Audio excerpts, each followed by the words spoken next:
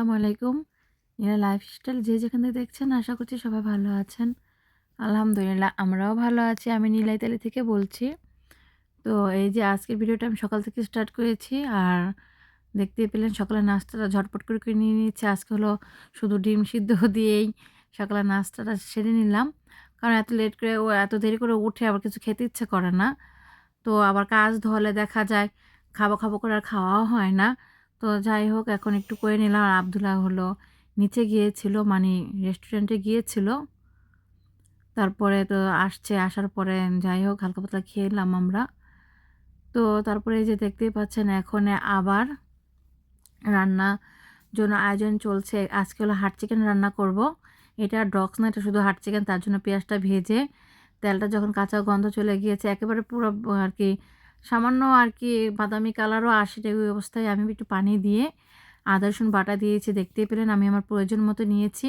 হলুদ দিয়েছি, মরিচ ফাঁকি 1 চামচ দিয়েছি, লবণ, তারপর তেজপাতা, এলাচি, দারচিনি, লবঙ্গ এগুলা দিয়ে সুন্দরভাবে কষিয়ে নিব। কষানোর পরে এখানে যে আমি এগুলা আমার আজকে অনেক সময় লেগে গেছে। এই যে চামড়া এবার হলো মুরগির আর কি চামড়া ফেলে দেয়নি। আর এই চামড়া আমি যে টেনে ছুটাবো অসম্ভব, কয়েকটা ফেলেছি আর সম্ভব হচ্ছিল না। তারপরে এই যে এগুলো পুরো ছেঙ্গিয়ে নিয়েছি, মানে পুড়ে নিয়েছি আগুনের মধ্যে দিয়ে। পুড়ে তারপরে ভালো করে ধুয়ে টুয়ে তারপরে এই যে দেখেন রান্না তো বসিয়ে দিলাম কষানোর জন্য।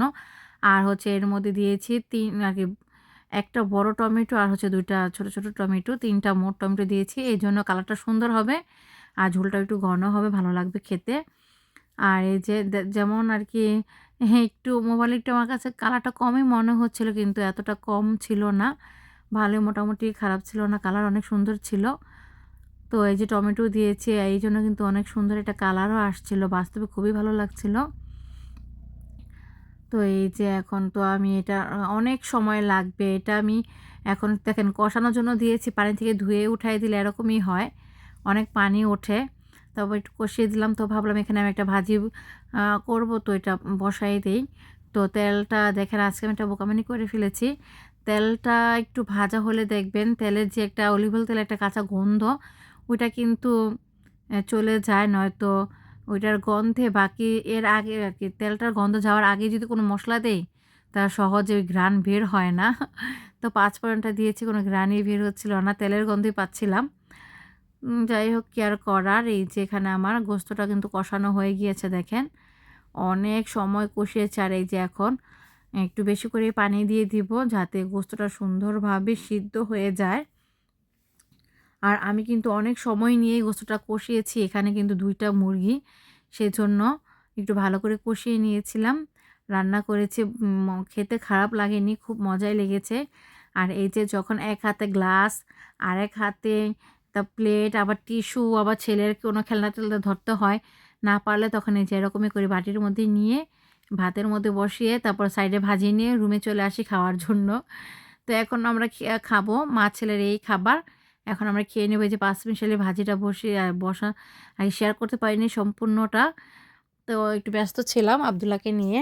আর কি আর কি আব্দুল্লাহ একটু ব্যথা পেয়েছিল, সেজন্য ওকে একটু সময় দিচ্ছিলাম। তারপর তো খাওয়া-দাওয়া করে রেস্ট নিয়ে এই যে আবারও আমার কাজ বাড়িয়েছে আব্দুল্লাহ। কাজ বাড়ানো বলতে হচ্ছে গিয়েছিল বাইরে ওর বাবার সাথে। পানি-টানি পচা পানি পাড়িয়েছে, ময়লা-টয়লা করে আসছে, প্যান্ট, নিজের হাত-পা সব নষ্ট করে আসছে। এখন জুতোগুলো ধুয়ে দিলাম। গরম পানি দিয়ে ধুয়ে এখন এই যে প্যান্ট, মোজাও নষ্ট করে আসছে, এগুলো দিয়ে এখন দেখি একটু ধুয়ে দেব। আর এই যেটা দিয়েই আব্দুল্লাহর কাপড়-চোপড় পরিষ্কার করা হয়, মানে ধুয়ে দেই। মাঝে, মাঝে আবার হুল পাউডার খুবই কম, একেবারেই খুবই কম হুল পাউডার দেই না বলতে গেলে। যখন দেখি হাত মোজা-টোজা বেশি নোংরা হয়ে আছে, তখনই একটু আমি হাতে ধুয়ে দিলে ওইটা নিয়ে নেই। হুল পাউডার দিয়ে একটু ধুয়ে দেই। আর এই যে এখানে দেখতেই পেলেন মেডিসিনের বাহার। হুল পাউডার, তারপরে যা, যা প্রয়োজন লাগে সেগুলাই আর কি। প্রয়োজন দরকার হয় নিয়ে নেই এখান থেকেই। আর এই যে আমার ছেলে বলছিল একটু আসো আমি সাইকেল চালাবো। তো চালাচ্ছিল, আমিও ভাবছিলাম যে একটু চালাক ভালোই হবে। আর আমাদের এই যে কাপড়-চোপড়ের স্ট্যান্ড ভেঙে পড়েছে। যাবে নিয়ে আসবে কিনে সেই সময়টুকু নেই। কি আর করবে? তারপর আর সীমিত এখন কাপড়-চোপড় রোদে দিতে পারছি না। অনেক বৃষ্টি হচ্ছে, এখন শুকাতে তো হবেই।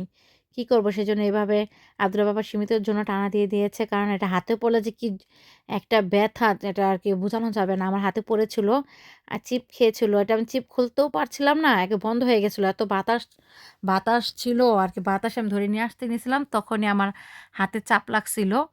তো আর কি হাড্ডিটা আমার ভাঙে নাই, আল্লাহ বাঁচাইছে আঙ্গুলের।